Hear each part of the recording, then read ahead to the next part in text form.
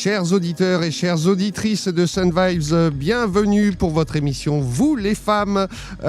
Merci d'abord à la Spiaggia au Brusque de nous accueillir pour cette émission. Ravi de vous retrouver dans cette émission Vous les femmes, le rendez-vous qui fait du bien tous les 15 jours. Vous êtes peut-être un petit peu surpris puisque je suis la voix remplaçante de Sandrine. Qui est... Voilà, elle a pris beaucoup d'hormones, Sandrine. T'as vu ça? Beaucoup de testostérone. Voilà, qui anime habituellement l'émission. On lui fait plein de bisous parce qu'elle nous écoute, mais voilà, malade. Elle ne pouvait pas être présente pour faire l'émission. Mais avec moi, nous avons Vanessa Icardi, fidèle au poste, aux côtés de Sandrine et moi-même dans C'est que de la radio, toutes les émissions, bien entendu. Et aujourd'hui, dans Vous les femmes. Alors, vous allez entendre surtout Vanessa, un petit peu moi. Vanessa, ça va ou pas? Bah oui, ça va bien. T'as vu, aujourd'hui, je suis vraiment ton bras gauche. Tu vois, pour le coup, ouais. Pour le coup, ça marche vraiment bien. Bon, écoutez, j'espère que vous allez bien. Bonjour à toutes les femmes et aux hommes aussi. D'ailleurs, on nous a soumis l'idée de faire aussi une émission pour les hommes. Nous les hommes, vous les femmes et nous les hommes, tu vois. Pourquoi pas? Voilà, il est dans la pièce, il est là et il se reconnaîtra. Et bah écoute, j'espère que tout va bien. Effectivement, on va faire de gros bisous à Sandrine et j'espère qu'elle se remette bien. Et bah aujourd'hui, l'émission dédiée aux femmes, de la bonne humeur, énergie positive. Vous savez qu'on adore ça tous les 15 jours. Avec des bons conseils sur le quotidien, etc. Toujours avec de la bienveillance. En ce vendredi 8 mai, jour férié. Voilà, on a déjà fait la fête hier et on sait qu'on va refaire la fête encore ce soir. Oui, ce soir, on est au pas de serre. Exactement. Et donc, je vais justement vous annoncer nos invités du jour. Donc, on a tout d'abord le docteur Stéphanie Guillaume, médecin généraliste. Bonjour. Bonjour. Bienvenue. On va avoir Marion Colangelo de Croque-Ton Sud qui va arriver, mais comme on le sait, Marion n'est jamais à l'heure, donc du coup... donc elle arrivera, je pense, à la pause. Ensuite, on a Marielle Noguera, bonjour, de Ski Lab Toulon. Comment tu vas? Ben, c'est super, il fait super beau et on est avec des belles personnes. On est bien là, hein? Ouais. Ensuite, on accueille Julie Philippon de Pole Dance Toulon avec nous. Ça va bien? Oui, coucou, bonjour, ça va bien. Merci. En forme? Oui, très bien. Bon, trop bien. Et enfin, on reçoit aussi, elle est un peu chez elle en même temps, hein. Merci encore à toi de nous accueillir. Donc c'est Marion qui est chanteuse professionnelle avec sa compagnie L'Étoile Claire. Comment ça va? Bonjour, ça va très bien, merci. Bien, bon. Alors c'est important de dire qu'aujourd'hui, toutes les musiques que vous allez écouter, c'est la sélection de Marion. Pour l'émission Vous les femmes, c'était normal que ce soit une femme qui fasse la sélection musicale. Il faut. Eh oui. Ok. Bah écoutez, on va démarrer l'émission justement en chanson. On part en musique avec Hush Hush des Pussycat Dolls. C'est parti, à tout à l'heure. À la Spiaggia, donc il y a toujours plaisir d'avoir quelqu'un qui connaît particulièrement bien la ville de Sifour, docteur. Ben, c'est vrai, j'ai la chance d'être médecin généraliste depuis 25 ans à Sifour. Je suis maintenant installée sur la Seine-sur-Mer, mais la plupart de mes patients sont sur Sifour. Et j'ai été élue à la santé il y a encore quelques semaines. Donc pendant 6 ans, j'ai porté plus de 200 projets de prévention, de santé et aidé à faire rayonner la santé au sein de Sifour. C'est vrai que c'est une vraie passion pour moi. J'ai la chance d'exercer ce métier que je rêvais de faire depuis tout petite. Je suis plutôt un médecin de famille, un peu à l'ancienne, c'est-à-dire que je soigne toutes les générations, des bébés jusqu'à des personnes de plus de 100 ans. Et c'est vraiment... j'ai beaucoup de chance parce que à Sifour, on est bien. On est très bien à Sifour. Hein. Toi, Vanessa, qui est de hier, c'est vrai que depuis quelque temps, tu viens sur Sifour et tu nous le dis à chaque fois. Je suis en train de regarder peut-être pour déménager, tu vois. Donc, effectivement, une femme engagée à tous les niveaux, que ce soit au niveau de la médecine, au niveau également de la ville de Sifour. Même si aujourd'hui, vous n'êtes plus élu, vous faites toujours partie du conseil municipal. C'est ça, je suis élue d'opposition. Effectivement, à une vingtaine de voix près, la ville a basculé, donc c'est comme ça. Je continue mes actions dans les associations que je soutiens auprès des patients chaque jour. Donc voilà, je suis toujours présente pour tous les Sifournais et je serai très à l'écoute pour les représenter puisque pratiquement une personne sur 2 a quand même voté pour notre liste. Donc on a une certaine légitimité et on a porté un recours. Donc on attend la suite et si suite il y a, on sera là. Et un de vos chevaux de bataille, je crois que c'est principalement aussi tous les sujets de santé liés à la femme.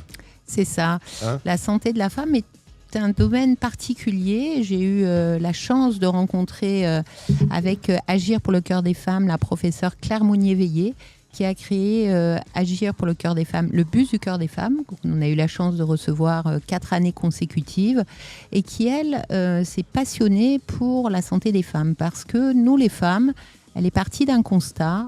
Dans 8 cas sur 10, la femme ne prend pas soin d'elle. C'est-à-dire qu'elle va prioriser sa famille, ses enfants, le mari, sa profession et en dernier lieu, elle va consulter. Pour diverses raisons. En premier lieu, le rôle de la femme, c'est quand même le pilier de la famille. Et donc, elle priorise toujours les autres avant elle-même. Elle ne sait pas souvent reconnaître les symptômes. On est tellement habitué à dire quand on a nos règles, il faut souffrir, que cette douleur, elle est depuis notre plus jeune âge dans notre quotidien. Donc la douleur, on a certainement un seuil de la douleur un peu plus important que vous, messieurs. Hein, vous êtes... Pas sûr de ça. Tu perds forcément face à moi. Oui, là, je suis pas en position de force, c'est vrai. Et qu'on est capable de supporter à la fois une charge mentale extrêmement importante, puisque nous sommes capables de gérer... nous sommes multitâches, hein, alors que souvent les hommes sont monotâches. Là, je suis quand même entourée de pas mal de femmes, donc vous êtes d'accord avec moi. Et toute cette charge mentale, on l'absorbe et souvent on craque. Quand on craque, c'est grave, c'est l'infarctus, c'est l'AVC, c'est le burn-out, c'est la dépression. J'ai toujours entendu dire qu'on avait, depuis la nuit des temps, un instinct de survie et justement de reproduction de l'espèce. C'est ça. Et donc du coup, on est tout le temps dans ce mode... où on doit alerte, mais en mode il faut qu'on soit assez forte avec l'une carapace et on parce avance. qu'on doit compter sur nous Exactement. Oui, je pense que ça compte énormément. Et puis la santé de la femme, finalement, toutes les études quand les médicaments sortent sur le marché ont été réalisées sur plutôt des hommes. Et la médecine telle qu'elle est enseignée est plutôt basée sur des études symptomatiques masculins. Donc la professeure explique bien qu'on a des symptômes différents des hommes et qu'il faut vraiment alerter et sensibiliser les médecins et le corps médical sur les symptômes. Nous, les femmes, on est rythmées par notre système hormonal. Donc elle dit qu'il y a 3 périodes clés. La première contraception, donc quand on a nos règles, la première contraception, nos grossesses et la ménopause. Et c'est vrai qu'à travers ces 3 périodes, pour nous, notre vie, elle est chamboulée, elle est différente. Et on a des symptômes qui nous appartiennent et qu'il est bien de rappeler pour que, par exemple, dans l'infarctus du myocarde, on dit toujours, l'infarctus, c'est on a mal dans la poitrine, ça va dans le bras gauche, puis ensuite dans la mâchoire. Chez la femme, souvent, ça fait comme une crampe à l'estomac. C'est plus des symptômes digestifs. Donc on dit, oh là là, elle est stressée, elle est un peu oppressée, mais c'est les nerfs, elle a trop de choses à faire, etc. Jusqu'au moment où finalement cette douleur est une douleur d'infarctus inférieur qui est plutôt spécifique chez la femme, qui n'a pas la même symptomatologie. Donc c'est important aussi. C'est un peu vicieux quand même. Hein, voilà. Ouais, et c'est pour ça que si on est davantage à l'écoute et qu'on en parle entre nous, comme les symptômes de la ménopause. La ménopause, c'est une période quand même transitoire pour la femme qui chamboule pas mal de choses.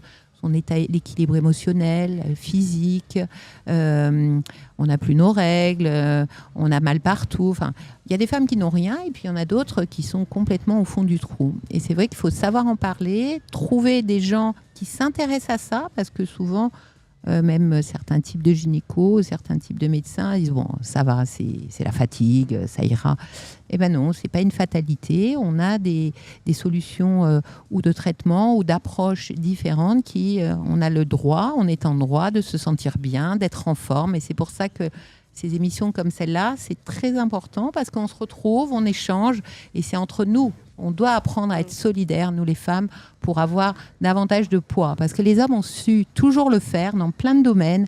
Ils sont souvent très présents dans les plus hauts postes, dans plein de domaines, parce qu'ils savent être très solidaires les uns avec les autres. Et nous, peut-être qu'on n'a pas suffisamment développé cet esprit d'équipe, parce qu'on est rattrapé par parfois un peu des choses comme la jalousie, la compétition, etc. et qu'il faut mettre de côté parce que unis, on va beaucoup plus loin et c'est tellement chouette. Ouais.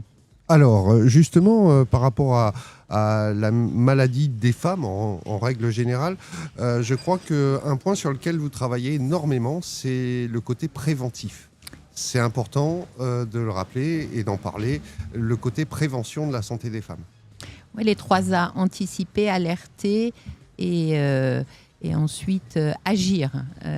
Donc ça, c'est important parce que avant d'être malade, vous avez souvent des symptômes ou un mode de vie. Et moi, je trouve qu'il est plus judicieux d'expliquer aux gens les bonnes pratiques, ce qui serait bien de faire, de le répéter, parce qu'on a besoin pour l'ancrer de le répéter, avant d'être malade, de savoir comment on peut faire pour ne pas tomber malade ou pas entrer dans la maladie.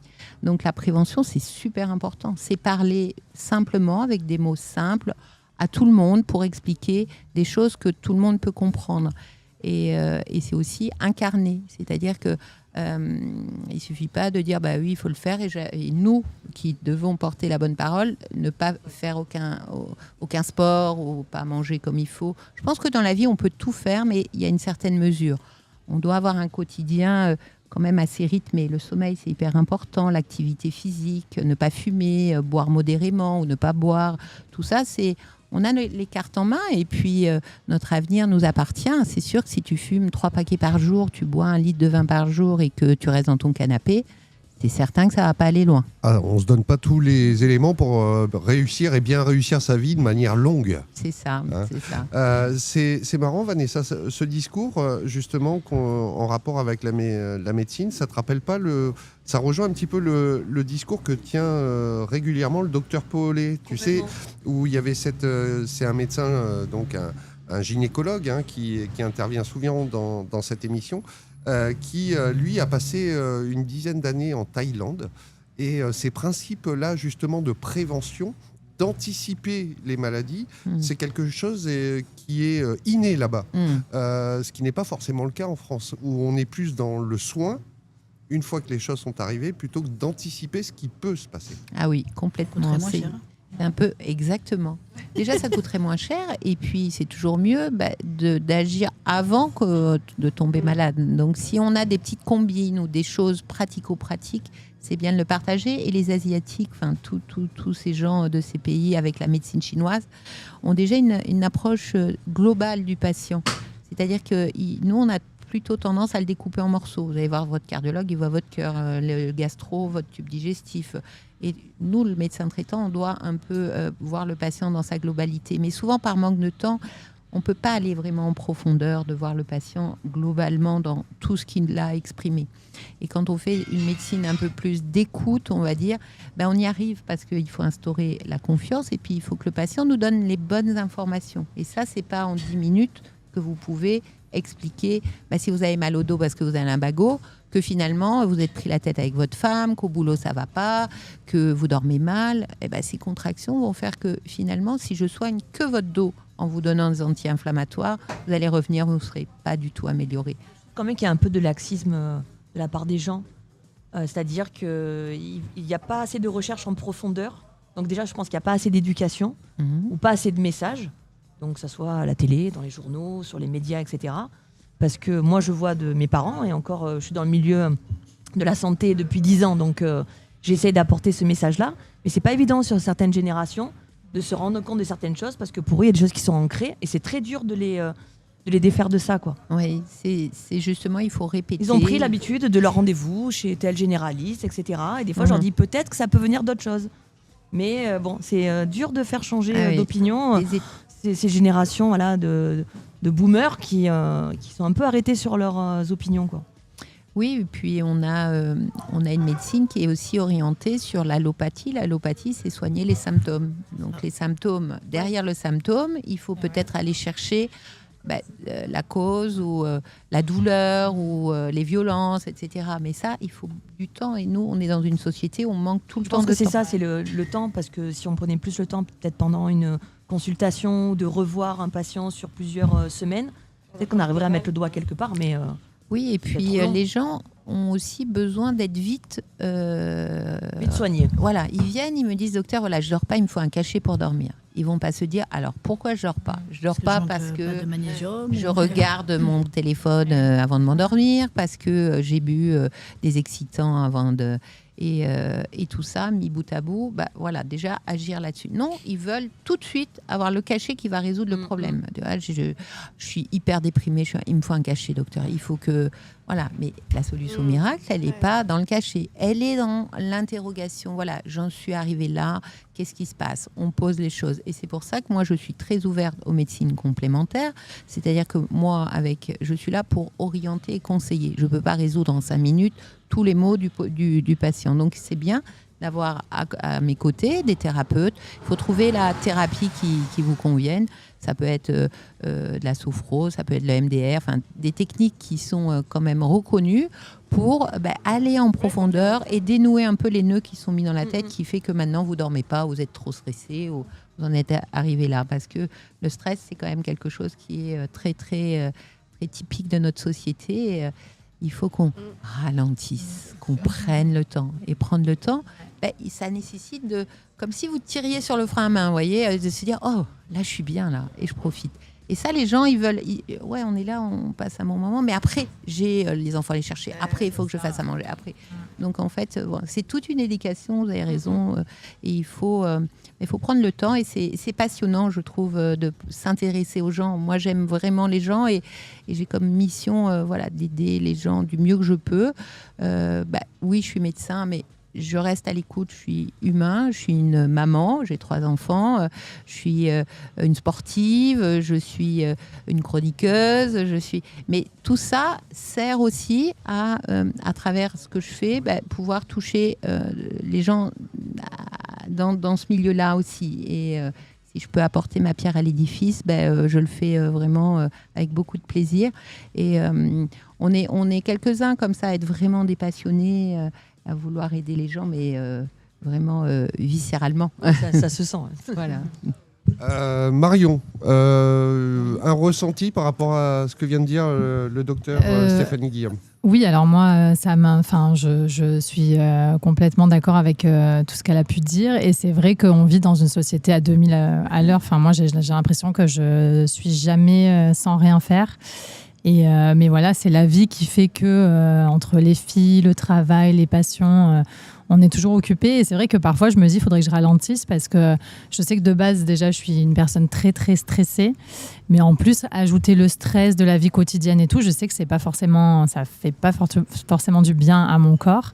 Et voilà, parfois, j'essaye de me dire, il faut que je fasse attention. J'ai encore l'âge où je peux agir mais bon, j'en ai conscience, mais j'ai un peu du mal à agir. Et c'est vrai que plus le temps passe et plus je vieillis, plus je me dis qu'il faudrait vraiment penser à faire plus de prévention plutôt que dire maintenant c'est trop tard et ralentir parce qu'on est obligé.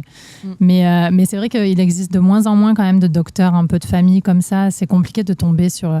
Enfin, moi, je sais que mon docteur est parti à la retraite il y a 2 ans. Et on était dégoûtés parce qu'il nous connaît depuis qu'on est tout petit. Et c'est vrai que ça n'existe plus trop, quoi. Les médecins de famille qui connaissent toute notre vie par cœur et qui, du coup, peuvent agir en connaissance de cause. Et les nouveaux qu'on rencontre n'ont pas forcément le temps parce que voilà, c'est la vie qui fait que c'est comme ça. Mais c'est dommage qu'on n'arrive pas à trouver des médecins comme vous encore et encore. Il y en a encore quelques-uns, mais c'est vrai que c'est prendre le patient dans sa globalité, connaître son histoire, parce que c'est vrai que l'entourage de la personne, parfois, il faut du temps pour connaître tout ça. Et puis, il y a aussi des choses qui se répètent dans les fratries au niveau des problématiques. En tous les cas, prendre le temps. Ce qui est bien, c'est que tu as déjà conscience. Conscience. Et souvent, les gens vont tête dans le guidon, dans le mur. Et quand ils tombent parce qu'ils sont rattrapés malheureusement par un cancer ou par une maladie, c'est là où ils s'arrêtent, ils se disent bon, voilà. Mais à un moment, Ça peut être des rencontres, ça peut être une maladie, ça peut être un thérapeute. Il faut avoir ce petit déclic parce que quand on avance dans l'âge, le corps est quand même moins tolérant. Et quand on acquiert des automatismes, des habitudes de prévention à se dire il faut quand même que je dorme bien, c'est important. Le sommeil, c'est hyper important. Ouais, je sais. Beaucoup de gens pensent que je dors pas, mais accumuler, c'est là où le corps se recharge. Il y a tout un système hormonal qui fait que ça se régénère. Donc ça, c'est le sommeil, le stress. Le stress, malheureusement, on est dans une société où on doit aller à 2000 à l'heure. C'est ça. Et de temps en temps, même si c'est un quart d'heure ou une demi-heure, on peut faire de la relaxation, on peut faire ou aller marcher. Je veux dire, des fois, le sport, les gens se disent, c'est pas forcément faire de la compète, c'est marcher au bord de l'eau, ça coûte pas cher et une bonne paire de baskets ou dans la nature, c'est des choses qu'il faut savoir. Après, en fonction de chacun, il y a des gens qui vont être mieux dans l'eau, par exemple, mieux sur un vélo. Il faut trouver ce que vous aimez, ou sur une pièce de théâtre, de l'art, ça peut être la peinture. Ça, c'est hyper important. En fait, dans votre semaine, vous devez aménager, quel que soit votre emploi du temps, au moins 30 minutes x 2 pour vous dégager ce moment où c'est une vraie respiration. Et ça, vous verrez, c'est pas perdre du temps, c'est capitaliser sur votre santé et votre bien-être. Et ça, c'est super important. D'accord. Super. Merci docteur pour avec plaisir. Ce parcours, ces bons conseils. Et c'est vrai que des émissions comme aujourd'hui, ça permet justement d'être entre femmes et de pouvoir échanger. Parce qu'il y a l'enregistrement, il y a tout le off aussi. Et c'est important justement en plus on est à peu près toutes dans les mêmes générations, etc. Donc pour pouvoir justement partager tous ces ressentis. Donc, merci beaucoup. Merci encore docteur. On a Marion qui vient d'arriver sur le plateau. Bonjour Marion. Salut. Allez super, on va pouvoir repartir en musique, comme ça tu as le temps de t'installer tranquille avec France Gall et là. On a tous déjà chanté une célèbre, etc. Ici, il utilise cette figure de style, mais de manière à raconter une vraie histoire derrière. Bien qu'on retienne aux premiers abords le rythme tout de suite identifiable de la mélodie, en réalité, cette chanson est beaucoup plus subtile qu'elle n'en a l'air. Ce titre va attirer d'abord les flashs des discothèques, déjà parce qu'elle arrive à un moment particulier de la musique française. Au début des années 80, les sonorités changent complètement. Les synthétiseurs prennent de plus en plus de place, les rythmes deviennent plus mécaniques, plus modernes. La variété française commence à se transformer. Et Confidence pour Confidence est en plein dedans. Mais elle attire aussi les foudres des féministes. Et pour cause, Confidence pour Confidence est la confidence d'un pervers narcissique. Le texte nous parle d'un pervers narcissique qui ne considère sa maîtresse que comme un objet de sa seule satisfaction. En effet, la construction du texte est assez sèche, et renforce une sensation d'insensibilité du chanteur. La musique, qui tourne sur 3 notes obsédantes, souligne l'enfermement du personnage dans sa spirale égocentrique. Jean Schultes est si convaincant dans ce rôle que nombre d'auditeurs prendront ce texte au premier degré, au point qu'il a été vivement critiqué par certaines associations féministes. Schultes s'en sortira par une pirouette, en prétendant qu'il était homosexuel, pour éviter que la polémique ne prenne trop d'ampleur. Et ouais. Ce qui est fascinant avec ce titre, c'est le contraste entre le fond et la forme. Le narcissique vit dans un monde en boucle où tout revient à lui. La musique de Schultes capture cette prison mentale avec une précision que les mots seuls ne pourraient pas atteindre. Confidence pour Confidence n'est pas une chanson sur l'amour. C'est une chanson sur le pouvoir. Le pouvoir d'un homme sur une femme réduite à une fonction. Schultes a eu le courage ou l'insouciance de mettre en musique ce que les victimes de pervers narcissiques vivent au quotidien. Le fait que cette chanson soit un tube dansant, joyeux, fredonné par des millions de personnes est en soi révélateur. La manipulation narcissique est souvent invisible, même quand elle est exposée au grand jour. Et c'est peut-être ce qui rend la chanson aussi moderne encore aujourd'hui. D'ailleurs, c'est ce qui a souvent intrigué autour du morceau, cette capacité à sembler légère tout en parlant de choses beaucoup plus profondes. Et ça, Jean Schultes l'assumait totalement. Lui, il venait surtout du monde des musiciens et des arrangeurs. Il travaillait énormément en studio, dans l'ombre, avant de connaître ce succès immense, car le succès a été énorme. Il est en vacances justement dans le sud-ouest lorsqu'il s'aperçoit en écoutant la radio presque par hasard que son titre est numéro 1 au hit parade et ce sera le plus gros succès de sa carrière avec plus de 700 000 exemplaires vendus.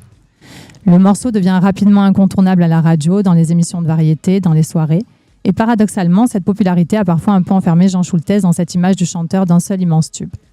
Beaucoup de gens pensent connaître les paroles, mais en réalité, ils retiennent surtout le refrain. C'est presque un phénomène collectif, comme si la chanson elle-même jouait avec notre mémoire.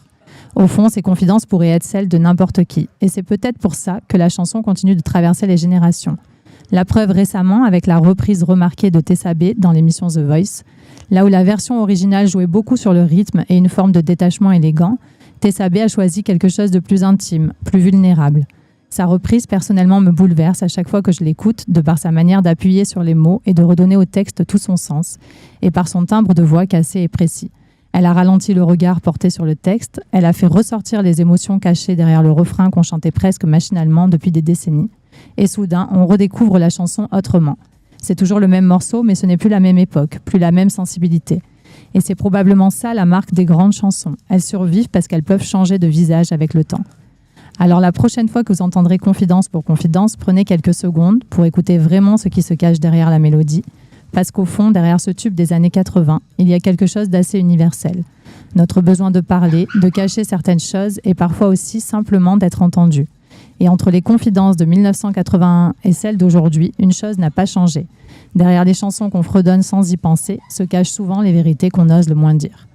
Et du coup, si vous le voulez bien, on peut écouter la version de Tessa B qu'elle a fait sur The Voice. Ou on peut. Ah ouais, non, on va la laisser. On va la laisser chanter. En télé, dans la télé locale qu'il y avait à l'époque, qui venait de se créer, qui s'appelait Varazur. Et en fait, mon petit parcours, il a continué tout doucement, tranquillement comme ça, jusqu'en 2023 où, en fait, entre-temps, la chaîne a été rachetée par un gros groupe. Moi, je me reconnaissais plus dans les valeurs de ce groupe. Donc, en 2023, je suis arrivée à un stade où je me posais beaucoup de questions, la dépression, le burn-out, le machin, la quête de sens dans ce qu'on fait dans son travail. Et j'ai décidé de partir pour me lancer. Donc, ça a été un long parcours de se demander qu'est-ce que j'allais faire ou pas faire. Est-ce que je partais à Paris pour faire ce que j'avais envie de faire, garder mon métier? Est-ce que je restais ici ou je changeais complètement de métier? Parce qu'en fait, ici, on va pas se mentir, au niveau du journalisme, les débouchés, elles sont quand même assez limitées, surtout en télé. Et du coup, je me suis dit, en fait, j'ai envie de faire ce que j'aimerais éventuellement, pourquoi pas faire à Paris, mais ici, quoi. Mais ici, ouais. Voilà. Donc, ça manquait un peu à cette époque-là. Et donc, je me suis dit, vas-y, on le crée, quoi. Hein. Voilà. Donc, on se lance dans le grand bain et on y va à fond. Et depuis, en fait, c'est un peu l'autoroute du kiff, quoi. Donc, c'est cool. Ouais, ça se voit. Ouais. Du coup, tu as pris les compétences que tu avais et tes passions. Et puis, moi, je t'ai connue avant que Croque ton Sud soit lancé. Et tu as cette faculté d'avoir ce public relation dans le sang, quoi. Et donc, du coup, comment ça a démarré? Ça a été qui un peu tes premiers comment tu t'es fait connaître? Parce que quand on démarre une nouvelle boîte, même si on te connaissait déjà... j'avais déjà un peu mon répertoire de l'époque, qui était quand même assez conséquent, parce que j'ai fait 7 ans quand même dans la télé locale, donc on rencontre pas mal de monde et des gens quand même relativement influents aussi. Donc c'est vrai que quand je suis partie de l'ancienne boîte, j'ai envoyé un mail à toutes les personnes que je connaissais, que j'avais dans mes contacts, en leur disant coucou, je m'en vais, mais restez pas loin parce que je reviens vite. Ouais. Et en fait, ils m'ont tous beaucoup m'ont répondu en disant tu vas nous manquer et tout, on a hâte de voir ce que tu vas faire et tout. J'ai reçu des messages vraiment hyper impressionnants de certaines personnes, je m'attendais pas du tout. Et du coup, je me suis dit c'est cool, ça veut dire que déjà on peut déjà créer quelque chose à partir de ça. Et j'ai commencé à parler du projet petit à petit, parce qu'en fait, je suis partie de l'ancienne chaîne en octobre 2023 et j'ai créé Croque ton Sud en mars 2024. Donc ça a été assez rapide, ça s'est enchaîné rapidement. Et pendant ce laps de temps, le temps d'être prêt, le temps d'avoir son logo, sa charte, tout ça, d'être vraiment prêt, j'ai commencé à en parler quand même beaucoup autour de moi. Ouais, t'as fait un gros travail de fond quand même. Ouais, avant. C'est ça. Et en fait, à chaque fois que j'en parlais aux gens, les gens ils me disaient mais c'est génial, un média positif. Mais ça va nous faire du bien, on en a tous besoin. Et en fait, oui, c'était ça le constat, c'est que moi, si j'en avais besoin, je pense que j'étais pas la seule à en avoir besoin. Donc forcément, quand j'en parlais, les gens ils étaient tous hyper enthousiastes. Donc déjà rien que ça faisait du bien à entendre et ça faisait du bien, ça poussait un petit peu à continuer. Et puis après, ça a été très vite. Quand j'ai commencé à poster les premières vidéos qui parlaient du concept, déjà j'ai le nombre d'abonnés sur Instagram qui a commencé très vite à monter. Genre, au tout début, je prenais à peu près en moyenne 1000 abonnés par mois. Oh, c'est beau déjà. Ouais. Et j'étais vraiment très contente de ça. D'ailleurs, quand ça a arrêté, j'ai commencé à me dire mince, c'était bien 1000 abonnés par mois quand même, ça pourrait continuer comme ça. Non, mais après, c'est normal. Et puis après, le nombre d'abonnés, c'est pas non plus tout ce qui compte. Donc, et puis après, la toute première vidéo reportage que j'ai fait, c'était avec Yuki Cookie. En fait, je me suis servi de... Quand j'ai quitté la boîte, j'ai lancé, en fait, c'était au moment de Noël, donc j'avais fait un espèce de petit calendrier jeu concours je me rappelle, avec mes contacts que j'avais, dont Marielle d'ailleurs. et en fait, je me suis dit, ce petit calendrier, il va me servir en gros, toutes les personnes qui ont participé, je les remercierai, ce sera les premiers reportages que je ferai avec Croque ton Sud. Et en fait, ça s'est justifié comme ça. Toutes les personnes qui m'ont aidée dans les premiers temps, j'ai fait des reportages sur eux.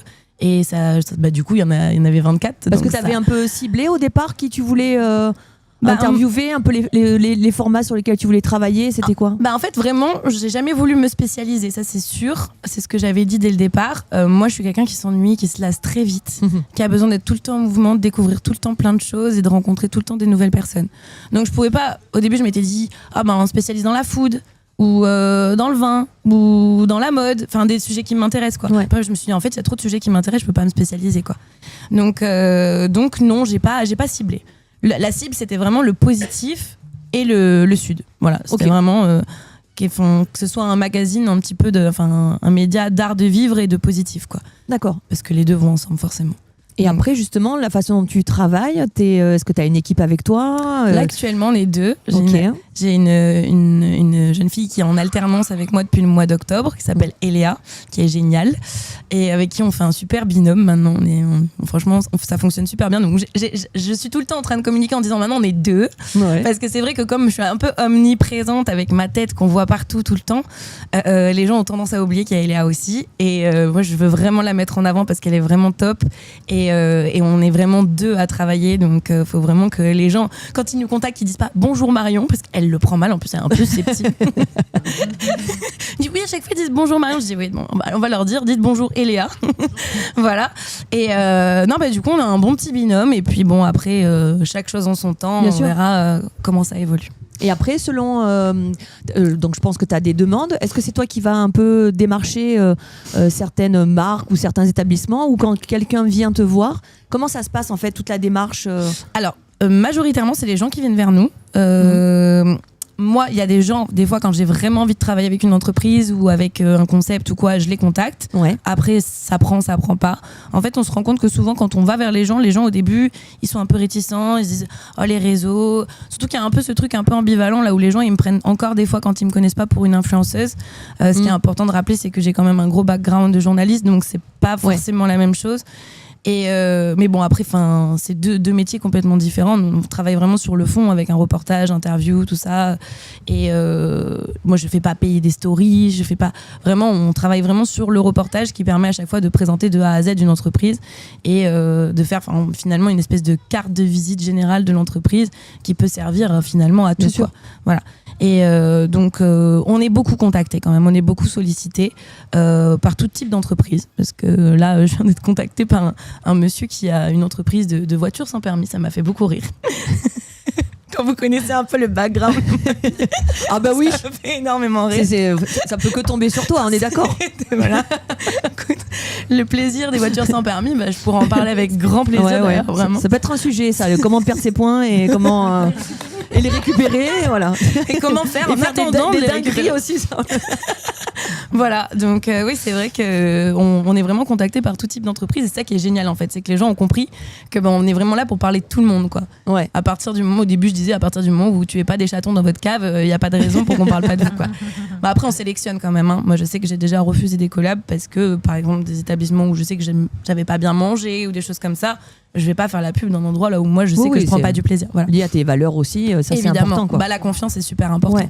Si on perd la confiance des gens, après ça sert plus à rien. Complètement. Il faut à peu près combien de temps pour un reportage, genre par exemple, je sais pas moi, on est une radio, voilà, et on a besoin de se faire connaître, etc. Ça se passe comment ? Moi j'essaye de pas prendre trop de dates sur le long terme. J'aime pas trop voir trop loin. Ouais. Moi j'aime bien vivre au jour le jour. Donc je fais beaucoup de prises de rendez-vous sur le mois. Et après j'ouvre en général le planning du mois suivant. D'accord. On fait comme ça. Et après c'est assez rapide. Parce que je suis un peu une machine au montage. Puis je monte la nuit. Il faut savoir que je monte la nuit parce que j'ai pas le temps la journée. Le sommeil, le docteur a dit que le sommeil était important. Oui, c'est vrai. Voilà. Mais en fait, je me rends compte que je suis beaucoup plus productive la nuit. Donc, d'accord. C'est souvent les artistes qui sont comme ça. De nuit. Ouais. Est-ce que les filles autour de la table, vous connaissiez Croque-Ton Sud, vous découvrez ou si c'est... Moi, je découvre, mais je trouve très beau ce que tu disais. En fait, une émission où tu vois enfin du positif. Ouais. Voilà, ça tire vers le haut les gens et c'est tellement bien. On a tellement besoin, on est tellement habitué à des médias qui te plombent et qui te mettent des choses pires, des drames en boucle et qui génèrent vraiment des des psychoses ou des névroses. Et ce qui est très joli aussi, c'est que tu fais des choses qui ont du sens pour toi. Et souvent, les gens ont une perte de sens qui participe à souvent le burn-out. Il faut essayer d'aller vers des choses qui te font résonance. Et là, tu es ancré. Tu es aligné avec. Oui, c'est ça. En fait, quand j'ai créé Croque ton Sud, j'ai mis toutes les facettes de ma personnalité pour en créer un métier, parce qu'en fait, vraiment, c'est un média, mais on fait plein d'autres trucs. Là, justement, on organise un événement pour l'anniversaire de Croque ton Sud. On fait de l'associatif, on fait plein de choses, en fait. Et moi, j'aime bien être multitâche, faire plein de trucs, et en fait, pas frustrer une partie de soi pour se concentrer que sur une partie. Et du coup, c'est vrai que oui, c'est hyper important d'être en phase avec ce qu'on fait. Et moi, je l'ai très vite compris, parce que dès qu'en fait, j'étais plus en phase avec moi, c'était plus possible. En fait, j'arrivais plus à travailler. Quand on est journaliste, on a besoin de sa voix. J'arrivais au boulot, je rentrais dans le bureau, j'avais la voix qui se coupait. J'avais plus de voix. Donc, ça, c'est à un moment donné, mon corps, il disait, le corps, il disait non, stop, faut arrêter. Donc, même en ayant été en arrêt maladie, après, je suis retournée travailler. Et puis, je me suis dit, mais ça sert à rien. En fait, la maladie, c'est le travail. Donc, pourquoi tu t'arrêtes? Après, quand j'étais en arrêt, j'allais très bien. Donc, non, voilà, il fallait faire quelque chose. Et puis, je suis pas le genre de personne qui reste à attendre que les choses se dégradent. Donc, il fallait agir. Et puis j'étais déjà abonnée à des médias d'information positive et tout, ça existe au niveau national, international. C'est vrai qu'au niveau local, c'est plus difficile. Après, c'est ce que je dis tout le temps, le négatif, ça fait vendre, on va pas se mentir. Quand il y a un fait divers, t'es sûr que tu fais péter les scores, quoi. Mais c'est pas grave, même si c'est plus difficile au niveau des audiences et des vues, des machins, des trucs, c'est pas grave, c'est un travail de fond, quoi. Bravo, c'est un travail je trouve ça top. Mettez-nous du positif dans notre vie. Oui, un homme, il en faut un. Non, mais c'est intéressant ce que tu nous racontes, Marion. Mais moi, ce qui m'a le plus marqué sur Croque ton Sud, tu parles des collabs, tu parles de l'aspect associatif, mais tu as su aussi, à un moment donné, t'investir au niveau notamment des municipales. Moi, j'ai beaucoup suivi Croque ton Sud par rapport aussi à tes interviews au niveau des candidats aux municipales. C'était intéressant. Ça permettait de voir aussi les candidats sous un autre angle. Et je trouve que ça a apporté vraiment un vrai plus aux différents candidats. Je crois que tu as fait Toulon. J'ai fait Toulon hier et j'ai fait la Garde pour le second tour. Ouais. Et alors ça, c'est vraiment quelque chose qui me tenait à cœur. J'y avais pensé depuis longtemps parce que je savais que les municipales approchaient. J'avais commencé à contacter les premiers candidats en octobre. Donc vraiment, c'était quelque chose qui me tenait vraiment à cœur parce que j'avais toujours fait ça dans mon ancien travail.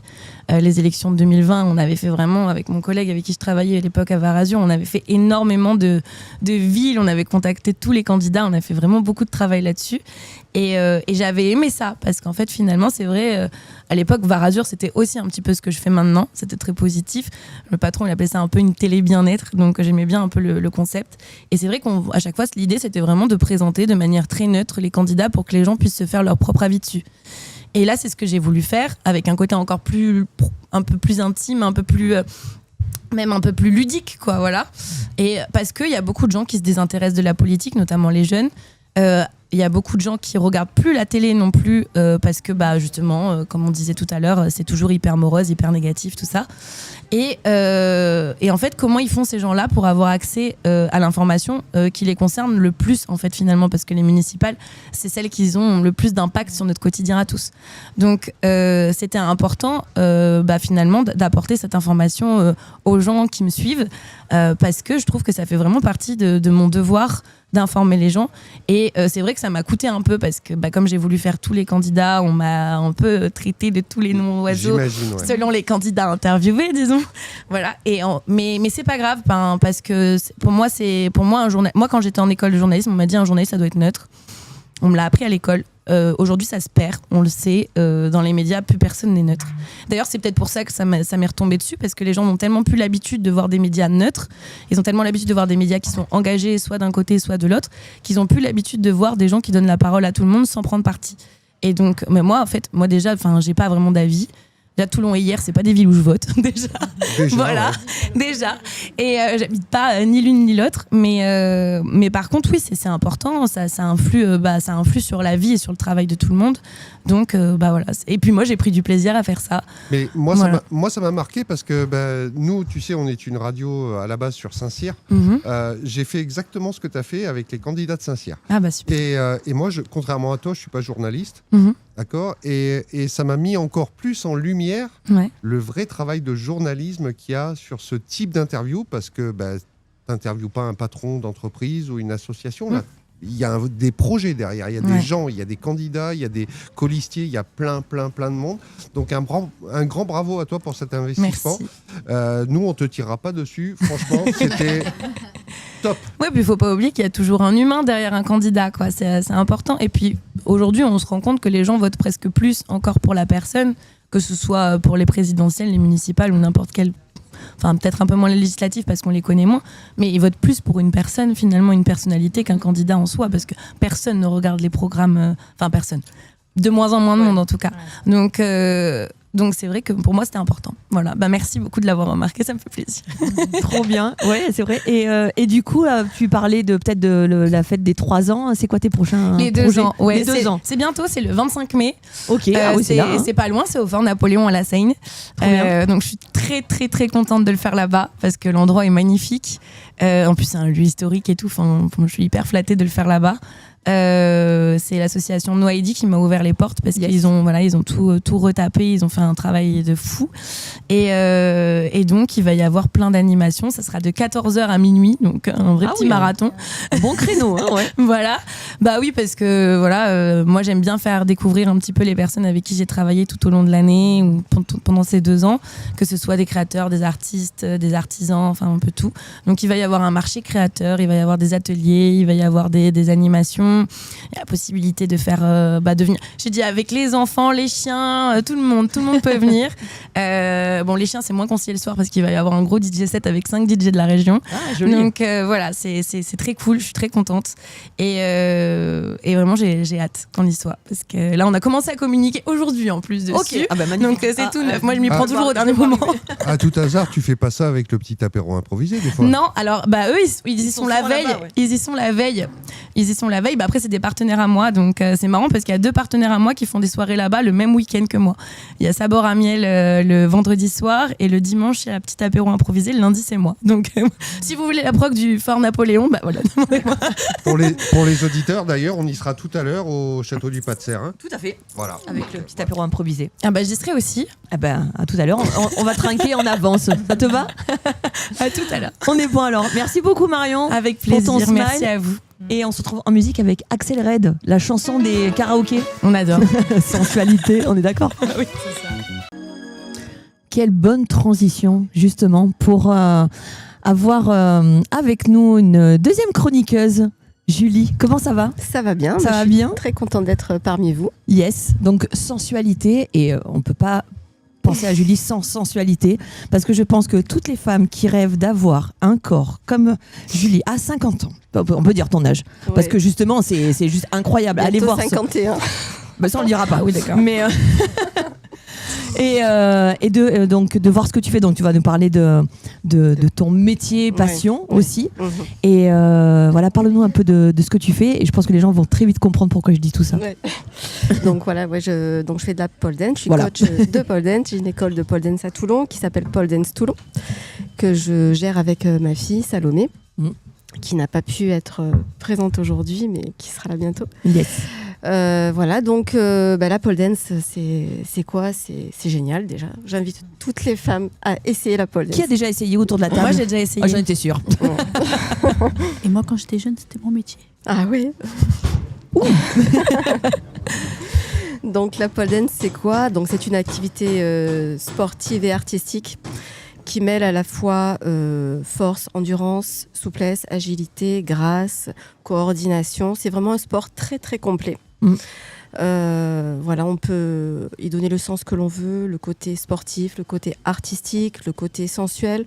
Voilà, il y a tout un tas de choses en pole dance. On développe de nombreuses qualités physiques, comme le renforcement musculaire. Oui, parce qu'il faut être sacrément gainé quand t'es non, voilà. perché là-haut. Oui et non. Oui et non, c'est-à-dire en fait... moi je suis tout le temps comme ça. Beaucoup de force dans les bras. Beaucoup de force dans les bras. Ouais. Alors en fait, il y a pas mal de personnes qui pensent qu'en fait, il faut être musclé pour commencer la pole ou être souple pour commencer la pole. Alors non, il n'y a aucun prérequis. Voilà. Tu vois, Chadi, c'est bon. Ouais, voilà. C'est pour ça que vraiment la pole, c'est pour tout le monde, vraiment. En fait, la force vient donc si on en a, c'est que bien sûr, si on a des acquis. Mais non, la force vient en faisant. Il y a des techniques pour accrocher la barre. Donc la barre, on l'accroche grâce à la peau. D'accord, il faut que c'est la peau qui adhère à la barre. C'est pour ça que bien souvent on a des tenues, des shorts, des brassières, parce que en vêtements, ça fait un on effet glisse. où ça, voilà, c'est vraiment ça adhère. Et donc on travaille sa souplesse, on travaille sa force. Il y a des techniques pures, pour réussir tout un tas de tricks, comme on appelle. Voilà. D'accord. Donc quelqu'un qui veut débuter, par exemple, comment ça va se passer sur ses premiers cours? Donc, l'appréhension avec la barre, etc. Peut-être pas de le percher déjà à 3 mètres, tu vois. Les premiers cours, donc c'est des initiations de pole dance. Voilà, il y a le rapport avec la barre. On fait des exercices très très simples. Il y a des petits spins, des petits tricks, très accessibles à tout le monde. Et alors spin, c'est quand elle tourne. Donc en fait là, en pole, il y a donc la barre verticale. Elle est soit en statique, soit en spinning, c'est-à-dire la barre elle tourne. Et on fait vraiment des choses spécifiques sur chaque mode. C'est-à-dire que sur les barres statiques, on va faire tout ce qui est salto, flip, des travails en force, en gainage, en équilibre, parce que ça bouge pas, donc en dynamique, voilà. Et sur les barres en spinning, on va faire tout le reste. En fait, on va enchaîner des figures différentes. Voilà, on va combiner des mouvements et voilà. Donc en fait, il y a aussi il y en a pour tout le monde en pole dance. C'est-à-dire qu'il y a des figures de souplesse. Des figures de force, il y a des figures toutes simples en fait, très jolies et accessibles, et on va essayer de combiner toutes ces figures en fait et d'en faire un combo. Voilà. D'accord. Et moi, de ce que j'ai déjà vu sur des publications, des stories, après je te suis depuis l'année dernière et tout ça. Oui. Et ce qui est beau à voir, c'est qu'il n'y a pas de physique type. Non. Tu vois. Non, voilà, exactement. En fait, que l'on soit mince ou avec une forte corpulence, petit, grand, mince, jeune, âgé, en fait, vraiment, tout le monde y a accès. Voilà, vraiment, il n'y a aucun prérequis et aucune corpulence. D'accord. C'est accessible à tout le monde, vraiment, vraiment, vraiment. Et tu penses quel que soit l'âge aussi. Et quel que soit l'âge. Ouais. Et tu penses que ça peut faire travailler au-delà de l'aspect sportif et artistique? Peut-être ça fait travailler aussi sur la confiance en soi. Voilà, peut-être ça fait peut-être libérer un peu plus du côté féminin. Parce que je me mets dans le sac ou parce que la dernière émission, je parlais d'haltérophilie, tu vois, et de sport très, tu vois. Donc moi, je suis très, c'est yang, tu vois. J'ai pas le côté yin. Non, vraiment, c'est reconnu vraiment la pole dance. C'est vraiment reconnu, voilà, pour le gain de confiance en soi. Et ça, c'est. Alors moi, j'ai commencé la pole, j'avais 40 ans. En fait, raconte-nous comment c'est arrivé. En fait, je m'y suis mise vraiment. C'était un pur hasard en fait, avec une amie. Je voulais reprendre parce que moi je suis professeure de danse aussi à la base, et je voulais reprendre les cours de danse, voilà. Et puis les cours où je suis allée ne me correspondaient pas au niveau horaire. Et bon, je sais pas, je me suis mise à la pole dance avec une copine, on a essayé, dit on va voir, c'est sympa. Et franchement, c'est le cas de le dire, j'ai accroché. Mais elle n'est plus jamais redescendue de la barre. Non, vraiment, j'ai trouvé ça génial, le côté hyper ludique. Et en même temps, on travaille tous les muscles de son corps, les bras, les abdos, les cuisses, les fessiers, et sans s'en rendre compte. C'est ça qui est très sympa. Et donc, je m'y suis mise à 40 ans histoire de retrouver un petit peu la ligne. Et à 40 ans, je me sentais un petit peu passer le cap. Et puis, en fait, ça m'a aidé vraiment à passer ce cap de 40 ans. Donc là, les 50 ans, c'est passé crème. Ah mais complètement. Je pense que la pole, ça m'a vraiment, vraiment aidé. Déjà, on accepte son corps, on est obligé. Vu qu'on est en petite tenue, on est toutes dans la même galère, on va dire, entre guillemets. Quand on est en cours, on est toutes pareilles. Et il y a beaucoup d'entraide, on rigole, on s'aide, on essaie. Il n'y a pas de jugement. Pas de jugement du tout, voilà. Et vraiment pour la confiance en soi, c'est vraiment quelque chose de vraiment bien. Et également, par exemple, on ne pense pas, on se dit tiens, j'arriverai jamais à faire ça. Et en fait, on arrive à le faire. Et on se dit tiens, je pensais pas être capable de réussir à faire ça. Et non, on y arrive, et donc vraiment ça nous donne de la confiance et on a envie à chaque fois d'aller un petit peu plus loin. Et puis le corps se transforme aussi en fait. Oui, j'allais te dire, tu t'es vu transformer le corps, le corps se sculpte différemment. Et surtout sans faire d'efforts entre guillemets de séries répétitives, de choses comme ça. Vraiment, on arrive à se muscler en s'amusant au poids de corps. Et ça, c'est très intéressant je voudrais dire aux femmes qui rentrent aussi en ménopause, en préménopause, vraiment de se mettre à la pole dance, parce que vraiment c'est renforcement musculaire. On va aussi au niveau de la densité osseuse, on va préserver sa densité osseuse, tout ça. Vraiment, on va aussi au niveau de la mobilité des articulations, entretenir tout ça à son rythme, forcément.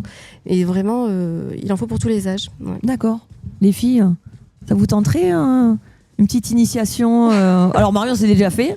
Ouais, j'avais un petit niveau à l'époque en plus, mais je crois que maintenant, ça serait repartir à zéro, je pense. Ouais. Beaucoup trop de croque-ton sud depuis. Beaucoup trop de restos et d'apéros. Parce que moi, ça serait un sacré défi quand même d'arriver à me soulever. Je suis absolument pas souple du tout. Non, je mais comme suis je raide comme un piqué. Non, mais en fait, vraiment, tout le monde y arrive. Je connais pas une personne qui n'a pas réussi. Mais vraiment. Et d'ailleurs, je pense pour la petite histoire, il y a un médecin, donc c'est une dame aux États-Unis qui s'appelle Greta Pontarelli, qui à l'époque est allée voir son médecin traitant parce qu'elle avait 69 ans et qu'elle avait un peu mal de partout et qu'il y avait un peu l'ostéoporose, etc. Et son médecin lui avait dit il faut faire un sport pour essayer de préserver tout ça. Et donc elle s'est mise à la pole dance. Elle a actuellement 74 ans. Elle est championne du monde dans sa catégorie. Mais non. Et elle fait des trucs incroyables. Incroyable. Des drapeaux, des trucs incroyables que je ne fais pas. Hein. D'accord. Et vraiment, donc vraiment pour dire que c'est accessible à tout le monde. Ok. Voilà. Je vais devoir m'y mettre parce que hier vous m'aviez fait faire l'Afro Vibes, je sais pas trop quoi. Donc. Moi, je propose que Julie, on fasse une émission spéciale au studio. Volontiers, mais avec tous les chroniqueurs volontiers. Et tous ceux qui veulent venir, d'ailleurs. Volontiers, venez essayer. On filme ça et moi, j'en fais un bêtisier. Non, quand tu seras en haut de la barre, toi. Ouais. Les hommes aussi. Méfie-toi, je pourrais t'étonner. Du coup, on te retrouve où sur Toulon ? Alors, c'est à Toulon-Ouest, au 565 avenue du Général Gouraud. Okay. C'est Toulon-Ouest, voilà, c'est un studio, il y a 100 mètres carrés. Super. Au niveau des horaires, à peu près Alors, nous, pour l'instant, les cours, c'est le vendredi et le samedi. Ça risque de changer un peu l'année prochaine. Oh, d'accord. On a des cours tout niveau, donc des cours débutants, des cours à thème, on a des cours renforcement musculaire, des cours combo tout niveau. Avec Salomé aussi, ma fille, donc qui a un sacré palmarès, Salomé. Qui est top 3 mondial, qui est double championne de France, là, qui vient d'avoir sa médaille d'or en duo. Ouais. C'était magnifique, ce qu'elle a fait. Voilà. Donc voilà, avec sa petite copine Marianne. Ouais. Voilà. Et puis la pole, ça ouvre aussi beaucoup de portes. Elle a fait beaucoup d'émissions télévisuelles, Fort Boyard, TPMP, tout ça. Donc, puis le cabaret avec le cabaret de Clara Morgan aussi à Paris en tournée nationale. Donc c'est vrai que la pole, c'est vraiment quelque chose qui s'ouvre au monde, en fait. On rencontre beaucoup de personnes. Et c'est bien de le démocratiser et de ne pas le voir que d'un côté sexy. Non, parce que les gens, pole, des fois... En fait, en pole, on peut mettre le côté sportif. Il y a des compétitions, D'ailleurs, la pole est régie sous la Fédération française de danse, reconnue par le ministère des Sports et de la Culture. Du coup, il y a des compétitions pole sport pure, donc où on va axer vraiment la compète sur des figures dans un catalogue de figures, le côté très physique, très technique. Il y a la pole dance, donc le côté artistique, où on va mêler moitié technique, moitié artistique. Donc il y a tout ce côté fluidité, chorégraphie, émotion, mêlé à la technique. Donc ça, moi venant de la danse, c'est ce que je préfère. Et il y a aussi la pole exotique, où va être le côté plus sensuel, le côté féminin, où on va danser avec des chaussures à talons. Et même en pole exotique, il y a différentes catégories. Il y a la catégorie, par exemple, flow, où ça va être quelque chose de beaucoup plus sensuel, quelque chose de très lié, quelque chose de très dansé. Et les parties acrobatiques, où là, vraiment, on va partir en flip salto avec les talons comme ça. Puis quand elle se lâche, tu sais, qu'elle descend comme ça. Des drops, des choses comme ça. Et Salomé, elle est fan de ça aussi. D'accord. Elle prépare ses compètes là, actuellement. Et c'est reparti, Ok, écoute, on va se donner rendez-vous pour une prochaine émission en immersion totale. Je pense que ça va être pas mal. Ça va être génial. Ça va être génial, ouais.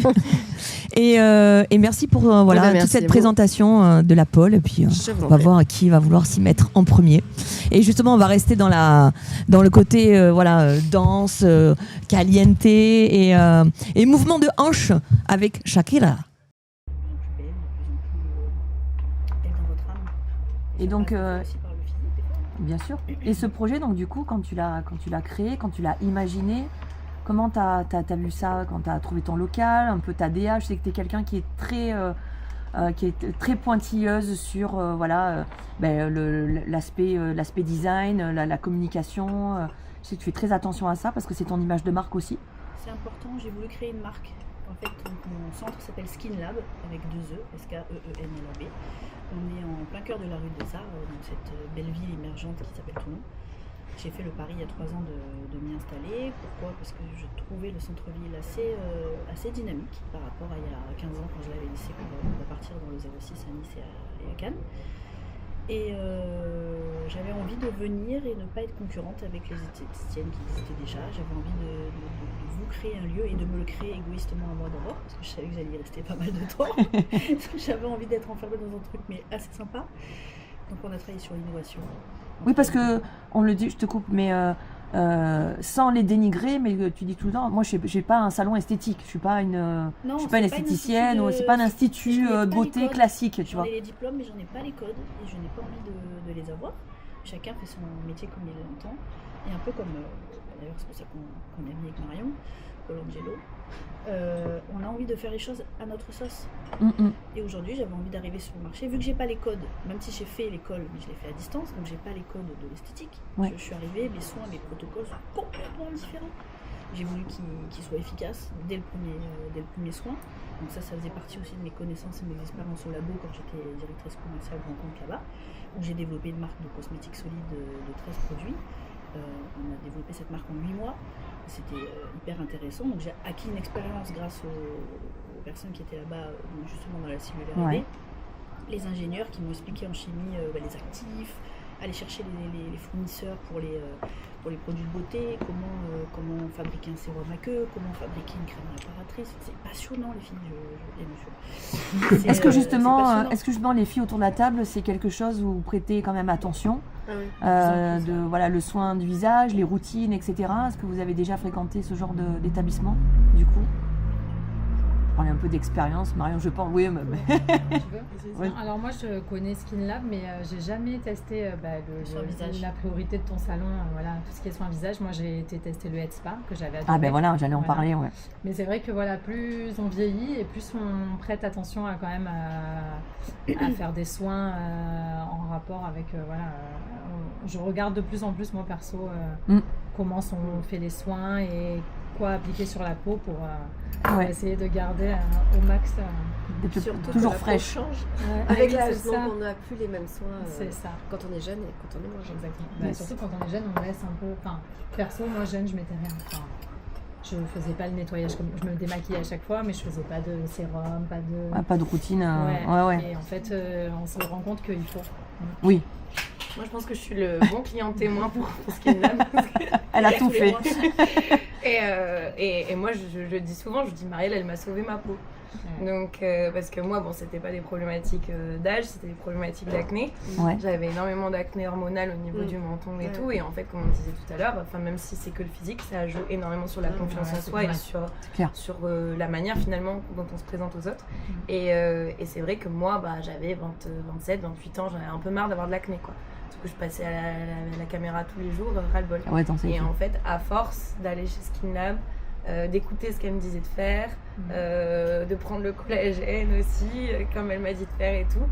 Vraiment, maintenant, je pense qu'on peut tous être témoins que ma peau est belle. Et j'en suis très fière et très contente. Tu as ce teint glossy qu'on recherche toutes, c'est ça hein. On a une obsession chez Skin Lab, c'est l'hyper-personnalisation. Désolée, j'ai une laryngite aiguë, je rentre Lisa dans l'avion, il est 18 degrés. Ah, excusez-nous. Excusez-moi, je rentre 14 de l'année. Excusez-moi. J'ai une voix cette fois. C'est l'hyper-personnalisation. C'est-à-dire qu'on les protocoles restent tous les mêmes, les étapes restent les mêmes, mais en fonction du type de peau. Par exemple, on a 5 phototypes complètement différents, grains de peau différents, problématiques différentes et actions à faire différentes. Donc le protocole, les étapes vont rester les mêmes, mais les actifs vont changer. C'est pour ça que je rassure vraiment mes clientes là-dessus. Peut-être qu'un lundi, elle va venir faire un soin, je vais utiliser tel et tel acide différent.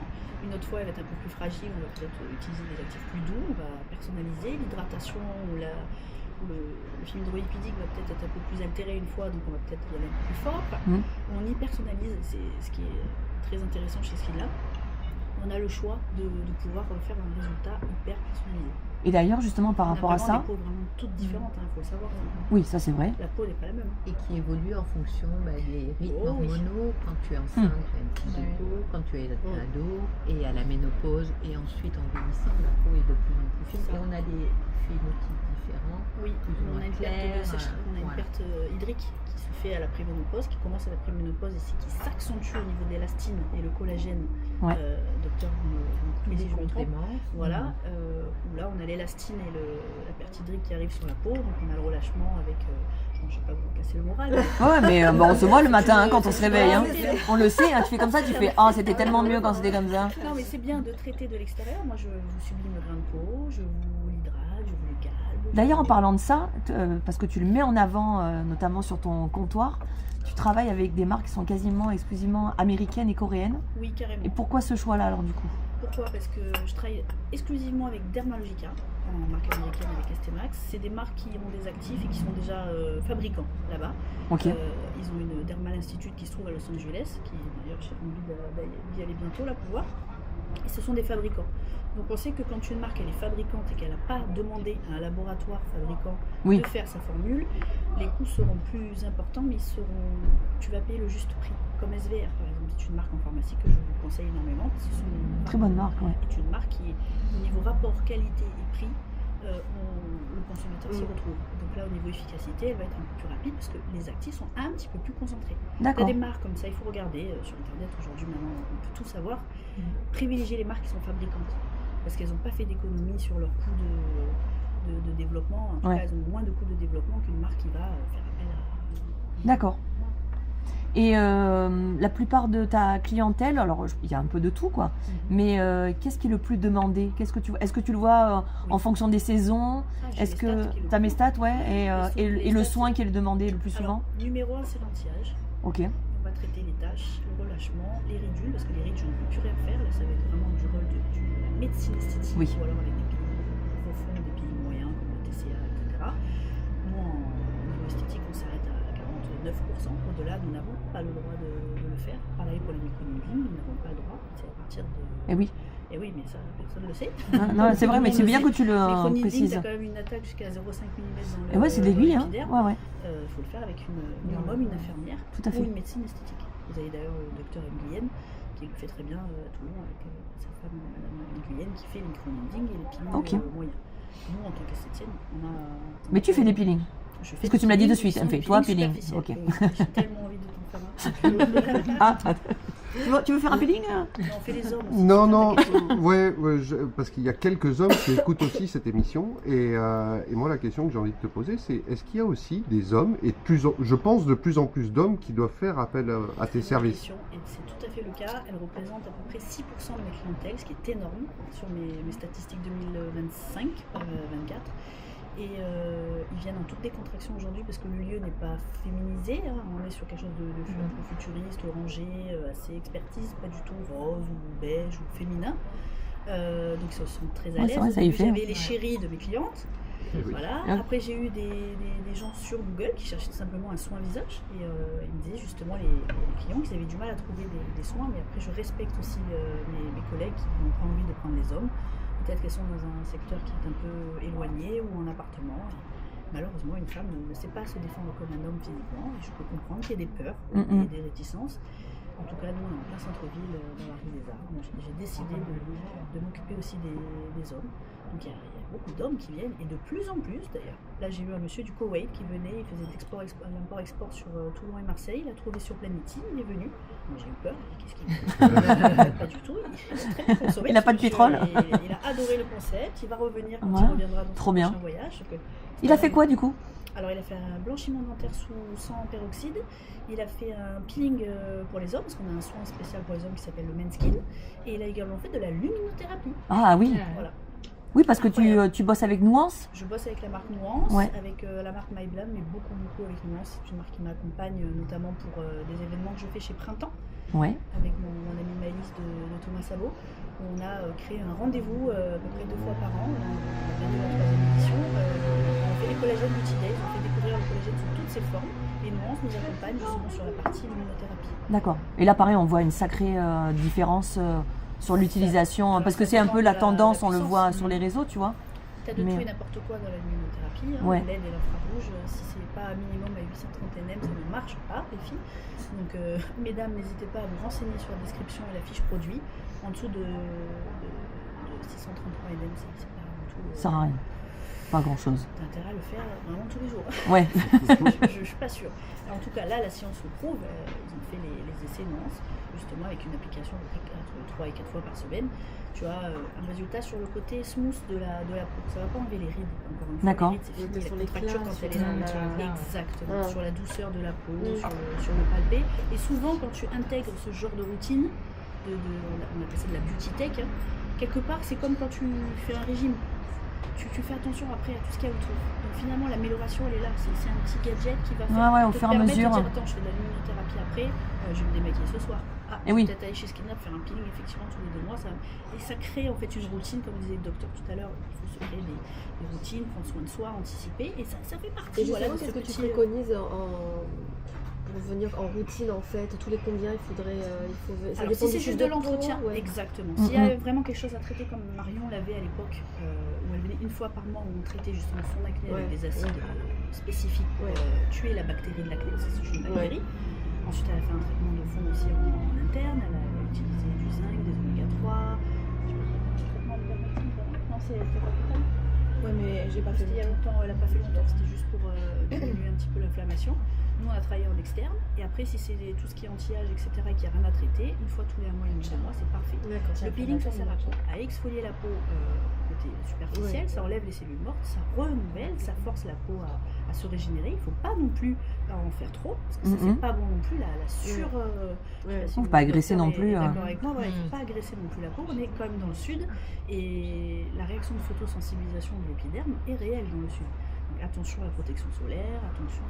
Voilà, mais en tout cas, avec les peelings que je fais chez SkinLab, on ne pèle pas, ou alors partiellement. Le renouvellement se fait tout en douceur, avec un traitement de post-procédure qui est parfait. Et on n'a pas d'éviction sociale, et on a un teint de malade. Le pire qui agresse le teint, c'est le tabac. Plus que le soleil. Oui, exactement. Ça grise la peau et ça dilate les pores. Complètement. Je le vois, Ah bah oui, on oui. fume chez vous, fumez-vous. Ouais, ça se voit. Ah bah oui, ça se Vous voit. êtes verte grise avec un peu de... un peu verte, un peu grise, je tire entre les deux. Voilà. Mais on arrive à faire des petits miracles au petit niveau dans lequel nous sommes, mais justement, c'est qu'on arrive à bien choisir nos actifs, nos marques avec lesquelles on travaille. Ça permet de jolis résultats en tout cas. Trop bien. Bah écoute, ça promet encore de belles choses, comme on disait. Voilà, on met en lumière les talents varois et toulonnais, etc. Donc je vais passer entre ses mains en plus. Parce que, elle m'en parle à chaque fois, elle me fait le peeling. Il faudrait que tu le fasses. Oui, je vais venir aussi. Oui, parce que voilà, j'allais rebondir là-dessus parce que du coup avec Marielle, on a décidé donc de créer un événement. Il y avait déjà un premier événement qui avait été fait en début d'année où Judith était là avec Salomé. Tu te rappelles ce qu'on avait fait avec c'est super, un moment de détente entre femmes où il y avait du pilate, il y avait de la skincare, il y avait un brunch, etc. Donc on s'est dit pourquoi pas, et j'ai voulu vraiment m'allier à une experte. Donc le 17 mai, on sera sur Soliès. On a créé le Reset Club, justement toutes les deux. Donc le Reset Club officiel, vous pouvez le retrouver sur Instagram, et il y a le lien du billet web pour pouvoir y participer. Bien sûr, les chroniqueuses et les invités ont droit à leur accès VIP justement sur l'événement. Et je pense qu'on va passer une belle demi-journée ensemble. Ouais, ça va être bien, c'est de 10h à 14h30 à peu près. On aura un petit brunch. Justement, Vanessa va avoir toute la partie nutrition, protéines, conseils justement de vie sur la santé sportive et sur la perte de aussi poids. sur la peau, tout ce qu'on mange. Tout ce qu'on mange. Exactement, complètement. Exactement. Moi, ma peau, elle était quand même bien l'année dernière. Là, j'ai perdu 21 kilos. Elle est mieux. Elle a repris un peu son éclat. C'est ça. Le relâchement arrive très fort là par contre, parce que j'ai perdu beaucoup de poids. Ça aussi, c'est délicat. Mais en tout cas, voilà, il y aura ça. Il y aura un atelier skincare avec quoi on va être un peu sur des conseils personnalisés. On va découvrir une gamme de produits coréens. Il y aura une partie aussi avec Margot Paulina qui va nous faire découvrir le pilate sur tapis au bord de la piscine. On aura le brunch de chez Dégusté qui va nous régaler avec des recettes protéinées et sans sucre. Donc ça va être top. De la visualisation, méditation. On a de la méditation aussi. 3 ateliers. 3 ateliers, Voilà, c'est le 17 mai. Donc si vous voulez nous rejoindre pour la journée, c'est avec grand plaisir. Voilà. Ok. Ouais, super. Je suis contente de le faire avec Vanessa en tout cas. Mais moi aussi, je suis contente de le faire avec toi. Tu es experte aussi, ma belle. Yes. Merci. Mais écoutez, magnifique. Et si après tout ça, on n'a pas un glow-up de fou pour cet été et pour tout l'été. La barre, on va aller voir les bars aussi. La barre, je faisais 40 kilos. Ouais, tu fais x2. Elle a dit qu'on pouvait tout faire. La barre, elle tient. Ok les filles, on va repartir en musique avec Angèle, ta reine. On est des reines. Allez, retour à l'antenne de votre émission Vous les femmes sur Radio Sun Vibes.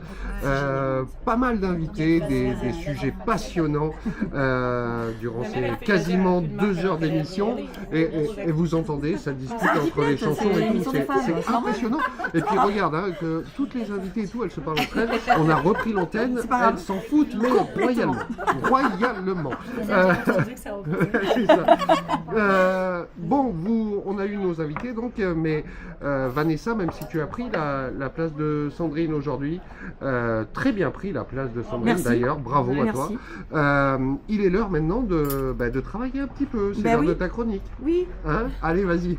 C'est à moi, on va rester un peu... Tu perds 20 kilos en 2 jours? Non, déjà, je ne conseille pas de perdre 20 kilos en 2 jours, on serait vraiment pas bien. Ça n'arrivera jamais ce truc. Ah là là. Mais non, on va parler, on est entre femmes, et puis c'est un peu des fois le sujet, etc. Le ventre. Oui. Oh là là, le ventre, etc.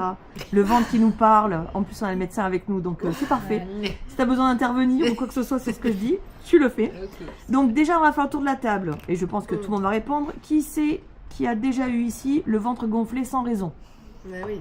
D'accord, d'accord, ok. Des douleurs après manger. Oui. Je pense qu'on a mangé, etc. Même tu as dit.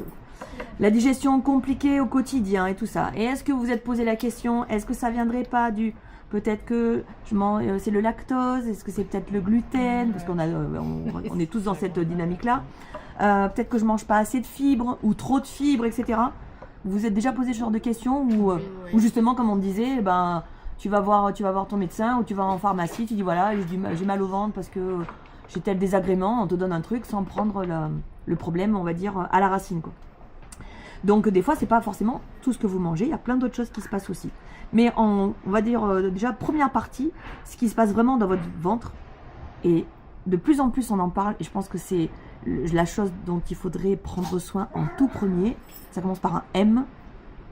Le microbiote. Le microbiote, exactement. C'est le docteur. Il faudrait qu'il y ait un buzz, un point pour le docteur.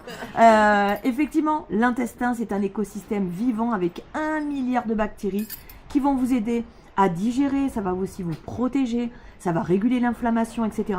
Et forcément, quand le microbiote il va être déséquilibré, et qu'est-ce que ça va donner? Des ballonnements, de la fatigue, la douleur et des problèmes digestifs. D'accord? Donc, est-ce que déjà vous vous êtes penché sur ce genre de choses? Le microbiotique, s'y intéresser. mais c'est pas encore ça, quoi. Tu sais ce que je teste depuis quelques mois, là, après tes conseils? Les enzymes digestives. Ouais. C'est incroyable. Ouais. Incroyable. Tu sens déjà... Au bout de 3-4 semaines, j'ai senti une amélioration au niveau de ma digestion. Parce que moi, c'est ça mon problème, c'est la digestion. D'accord. Et depuis que je pense que je fais mon préménopause, j'ai tous les symptômes. C'est peut-être tout qui est lié. Ah, c'est horrible. ma vie, non, c'est... non, c'est bien, on est un peu... Il n'y a aucune raison, mais non, on est là. On est un peu dans le même panier. Et justement, je prends les enzymes digestives après chaque repas. C'est souvent destiné pour les gens qui ont des problèmes de digestion. Moi, c'est toujours mon problème. Et là, je suis en perte de poids et je suis sous traitement Mounjaro.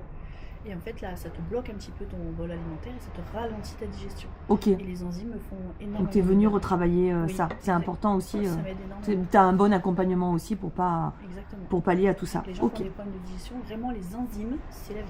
Ok. Donc déjà, ça, on le coche. Après, il y a aussi, vous savez, le syndrome de l'intestin irritable. On entend beaucoup parler ça aussi. Alors, peut-être que c'est aussi un phénomène de mode, selon ce qu'on mange, parce qu'il y a quand même beaucoup d'aliments qui sont transformés.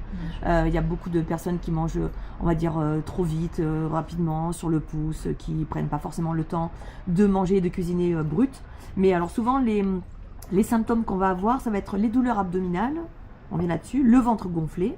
Il peut y avoir aussi diarrhée ou constipation, et vraiment un inconfort qui est chronique. Ça, des fois, c'est même sur toute la journée, quoi. Et ça revient encore et encore. Donc, moi, j'aimerais un peu casser ces idées reçues. Souvent, c'est pas forcément que l'alimentation. Des fois, on fait le lien parce qu'on a mangé, mais voilà, en tout premier, le stress. Déjà, rien que ça. Je vois souvent, selon un peu la qualité de vie qu'on a, etc., je me dis, elle doit pas être stressée parce qu'elle a le ventre plat qu'elle a. Donc, souvent, ça vient de là. Hein. L'alimentation transformée, l'excès de sucre et le mauvais sucre, le manque de fibres aussi. Parce qu'on peut avoir, on va dire, les syndromes on va dire du côlon irritable, etc. Parce qu'il y en a un petit peu. Alors souvent, il faut faire attention aux fibres, mais c'est souvent les fibres qui ne sont pas adaptées non plus. Oui, si on a trop, moi par exemple, quand j'en prends trop, ça me fait l'effet. Ça peut faire l'effet inverse. Horrible. Donc il faut jouer sur un équilibre aussi. Donc la digestion aussi qui peut être trop rapide. Et on en revient, comme on disait tout à l'heure, le manque de sommeil. La plupart du temps, quand les gens viennent me voir pour perdre du poids, la première question que je leur pose, c'est comment tu dors. Ce qu'on disait, voilà, à quelques, on va dire, heures près ou autres, je peux vous dire que ça crée vraiment une différence. Parce que la nuit, le corps, il est là pour que toute la machine, en fait, travaille à notre place. Donc on a déjà le cerveau qui tourne en permanence parce qu'on ne s'en rend pas compte, mais quand on dort, il y a les rêves, etc. Donc on n'est jamais sur off en fait. Hein. Si on est sur off, on est mort. Hein, donc, mais pendant toute la nuit, le corps il va venir récupérer. C'est là où il y a toute la construction, la reconstruction de la masse musculaire, etc. Donc c'est juste que votre corps n'est pas cassé, les filles. C'est juste qu'il est déséquilibré. Ok. Donc on va aller voir les fibres. Alors, les fibres, ça va être vraiment des alliés pour vous. Qui vont venir apaiser et qui vont vous nourrir le microbiote. Je vais vous donner quelques exemples. Alors, il peut y avoir avec ou sans gluten. Il y a l'avoine, un petit peu. Les graines de chia, c'est très bon aussi parce que c'est des apports protéinés. On va avoir tout ce qui est pommes, carottes, patates douces. Et après, on a les fibres qui sont un peu plus... il va falloir un peu plus les doser parce qu'elles sont insolubles. Donc ça peut venir irriter son intestin. Et peut-être que vous allez vous en rendre compte quand vous avez mangé trop de blé. Donc ça va être peut-être avec des pâtes. Donc des fois on sent ballonné ou un peu cet inconfort au niveau du ventre. Les crudités. Il y en a qui craignent beaucoup les crudités. Je peux pas. Voilà, tu vois. Voilà. Donc il peut y avoir ça. Les céréales complètes.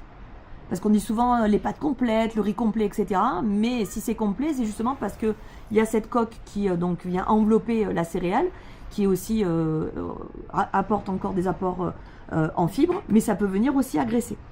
Et le Donc, semi-complet, c'est pas mal ou pas? Ben, ça revient. Il faut en fait, il faut tester. Moi, ce que je dis souvent, le corps, en fait, tous les 21 jours, les cellules vont se régénérer.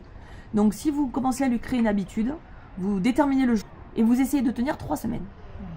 Donc, moi, je me suis rendu compte de ça avec le lactose et je l'ai arrêté pendant 3 semaines. Et ça va faire presque 12 ans que je mange quasiment plus. Donc, on va dire à 90%. Parce qu'il y a toujours un petit... il y a toujours une pizza, tu sais, basse crème, mortadelle, tu vois, burrata qui passe. Donc, tu peux pas lui dire non à celle-là, tu vois, de pizza. Donc, mais je sais pas si vous avez déjà testé de lever certains aliments et de voir comment votre corps fonctionnait. Vous l'avez essayé ou pas? Ouais, ben moi j'ai un peu arrêté le pain blanc parce que j'adore ça. Ah ouais. Genre j'ai 2 à 3 baguettes par jour. Hein, c'est... Ah ouais. Ah oui, mais ouvrez une boulangerie devant chez Julie, c'est bon. Chez Feuillette. Chez Feuillette. J'essaie un peu de diminuer, mais c'est dur. C'est dur. Ouais. T'as essayé de pallier avec d'autres... Oui, mais elle a l'air de le digérer, tu vois. Oui, ça a l'air bien se passer. C'est vrai que quand je l'arrête, je vois quand même la différence. Quand même, tu vois. C'est encore plus mince. Non, mais si c'est vrai, je vois. Mais c'est vrai que on se sent mieux quand on. Et là, c'est vrai que dernièrement, je suis repartie un peu dans mes travers. Ouais. J'avais mal un peu au ventre, un peu gonflé. Et c'est vrai que je me suis dit, mince. Alors, moi, je me suis renseignée là-dessus. En fait, allez dans des... Si vous vraiment pouvez pas vous passer du pain, parce que le pain... c'est mon ami. C'est bon en plus, on peut pas le nier, quoi. Mais ça va dépendre de comment il est fabriqué. Donc, pain au levain, déjà, ça va être toute la différence. Et selon là où il est fabriqué, donc une bonne boulangerie, vous savez d'où vient la farine, etc. Je peux vous dire que c'est complètement différent qu'un pain industriel. Voilà, selon où vous allez... Peut-être, docteur, vous avez quelque chose... Non, je pensais que vous alliez... ou tuer, je sais plus. Non, mais c'est 3 baguettes, c'est quand même... Je ne prévois c'est la fermentation après. Ouais, la fermentation. Et c'est vrai que le pain, on a la chance en France d'avoir des pains extraordinaires, mais c'est vrai que sur les troubles digestifs, le pain blanc, c'est à proscrire. Ouais. Mais c'est vrai que j'ai rencontré Vanessa et puis janvier, je m'étais quand même bien mis à mieux manger et c'est vrai que j'ai vu des résultats. Donc c'est encourageant. On va reprendre les choses comme il faut. Mais moi, je me rappelle petite, on faisait des expériences et il y avait des professeurs qui nous disaient regardez, vous prenez un peu de mie, vous les laissez au fond de la... Tu les laisses un peu fondre dans la bouche et en fait ça se transforme en sucre parce qu'en fait le pain blanc c'est du sucre de toute manière, c'est que des glucides. Ok, donc déjà, on va régler un peu ça. Et puis après, est-ce que vous avez déjà entendu parler des FODMAP? C'est quoi? Ah, Non, c'est FODMAP. les FODMAP, Marielle, oui, non? FODMAP. Alors moi j'ai un problème de ventre depuis que je suis petite. J'ai des problèmes de sel. Est-ce que tu as regardé? Je suis lente. Tu es lente. Ce que m'a dit mon médecin. D'accord. J'avais des intestins longs. Dolico-colon, un grand colon. Voilà, c'est ça. Je suis grande. Il prend du temps. Colon, tu vois, c'est-à-dire. D'accord. T'as le colon Marielle. C'est Christophe. Voilà, c'est Christophe. C'est Christophe, on va mentionner. C'est coincé, il veut jamais sortir. Donc j'essaye les fibres. S'il y en a trop, ça me fait mal au ventre. Si je bois un verre de blanc et que j'ai pas mangé en même temps, je suis au plus mal.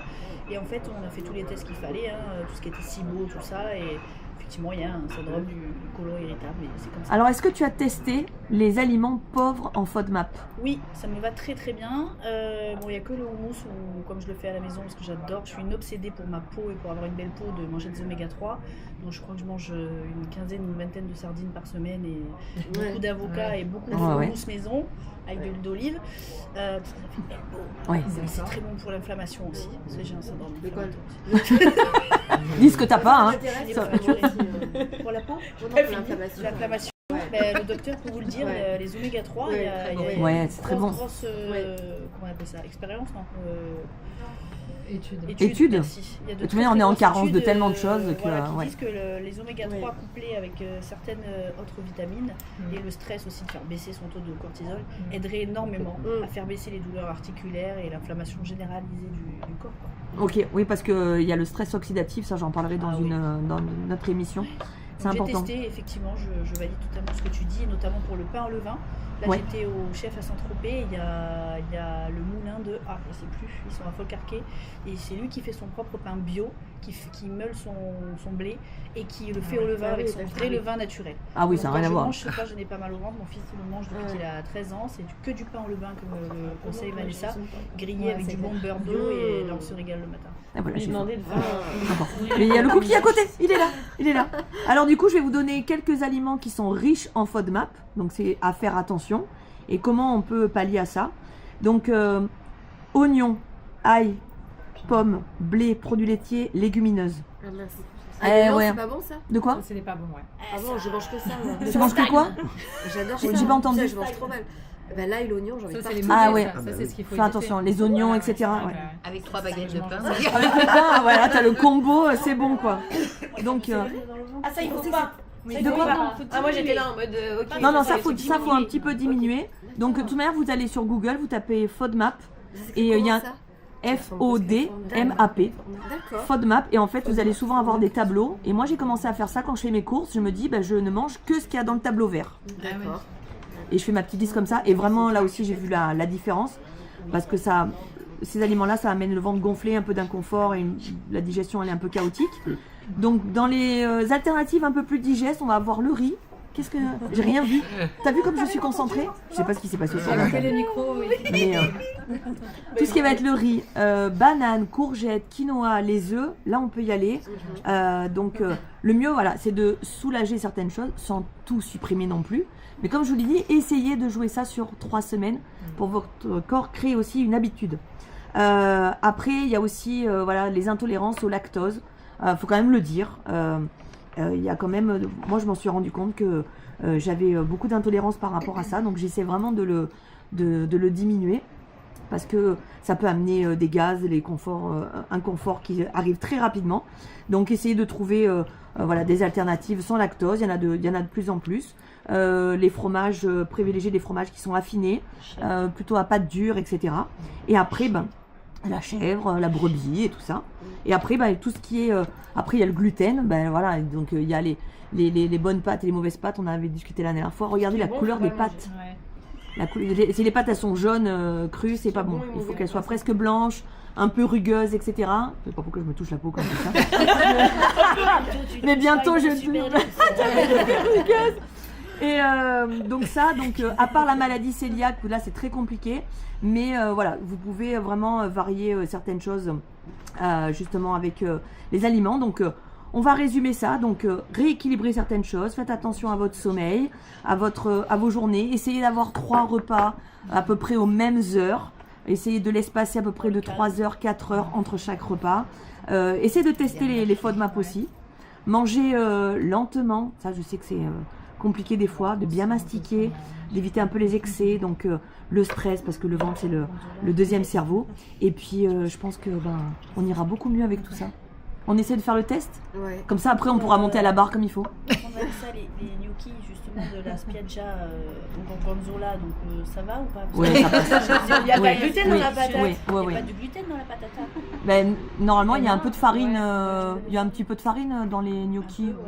Mais c'est léger. C'est léger, voilà. Mais c'est très bien. Gorgonzola. Aller à la spiaggia, manger les gnocchis gorgonzola, elles sont très bien. La dernière fois, on avait mangé des gnocchis. gnocchis. Ah ben magnifique, voilà. C'est que tout est maison et tout est bon. On verra ce soir, mais là, je suis nickel. Si j'avais mangé les pâtes, c'était pas la même chose. Voilà. Donc faites attention, votre ventre vous parle. Voilà. Donc il envoie des signaux, il n'est pas là pour vous trahir. Voilà mon Nico. Eh ben écoute, On est bon. c'est pas mal ça. Ben Hein merci Vanessa. On va faire une petite pause musicale avec un petit Billie Eilish. Vous êtes toujours dans votre émission Vous les femmes sur Radio Sun Vibes. Ce n'est pas Sandrine, c'est toujours moi qui suis là pour aider Vanessa. On est sur la fin de l'émission. En tout cas, un grand merci à vous toutes d'avoir été avec nous aujourd'hui. Donc un grand merci au docteur Stéphanie Guillaume pour votre présence, votre tas. Alors en dehors des micros, on se tutoie, au micro on ne sait plus, merci. On se tutoie. Merci Stéphanie et à très très vite sur Radio Sun Vibes et dans Vous des femmes. On va remercier également Marion de Croque-Ton Sud qui était avec nous. Merci Marion. Merci à vous, c'était super. Et à très vite. Hein, très et puis on passera pour les 2 ans. Ah bah, promis. Avec plaisir, je vous accueillerai. Promis. On va remercier également Marielle de Skin Lab à Toulon pour sa présence et tous les bons conseils qu'elle nous a donnés. Merci, je vous attends avec plaisir chez Skin Lab à Toulon. En tout cas, vous êtes les bienvenus tous. Moi, sur Planity, je vais réserver très vite. Ça, c'est sûr. On va remercier également Julie de Pole Dance Toulon qui était avec nous et chez qui on va bientôt faire une émission spéciale. Je vous attends sur la barre. Il a vraiment envie. Hein. Ah oui. On va se taper des barres de rire. J'étais obligé de la faire. On va remercier enfin Marion, chanteuse professionnelle, fondatrice de la compagnie Étoile Claire et qui nous a reçus ici à la Spiaggia. Il va nous chanter une chanson. On n'a plus le temps. On n'a plus le temps. Mais on la remercie aussi pour sa sélection musicale pendant ces 2 heures d'émission. C'était vraiment top. L'invitation est grande ouverte, hein, Marion. Je te l'ai dit tout à l'heure. Voilà. Et merci bien entendu à ton mari Philippe pour son accueil, pour les cookies aussi que Vanessa a commandé. Le podcast de l'émission sera disponible d'ici 24-48 heures sur l'appli gratuite Sun Vibes à télécharger ou sur Google ou sur Apple. N'hésitez pas. Et j'ai gagné un dernier mot pour mon bras gauche habituel qui aujourd'hui a été la présentatrice de choc de cette émission. Vanessa, un grand merci à toi, merci de ta confiance. Bah merci de votre confiance déjà. Et je te laisse le mot de la fin, tiens. Ah c'est moi le mot de la fin. Oh là là, c'est quand c'est pas préparé. De quoi? C'est le meilleur pour la fin. Non, déjà je voulais remercier les filles, je voulais vous remercier vous aussi avec l'équipe parce que c'est toujours un plaisir. Et c'est une super expérience justement ce genre d'émission et c'est des belles rencontres donc depuis un peu plus de 6 mois. Donc déjà merci pour ça. Et je souhaite plein de bonheur et plein de bonnes choses. Et on se quitte toujours avec... En fait, c'est une émission sur les femmes. Et qui de mieux pour représenter les femmes dans la chanson? Tu pourrais peut-être nous faire justement une chronique là-dessus. Avec Julio Iglesias. Vous les femmes. Bisous.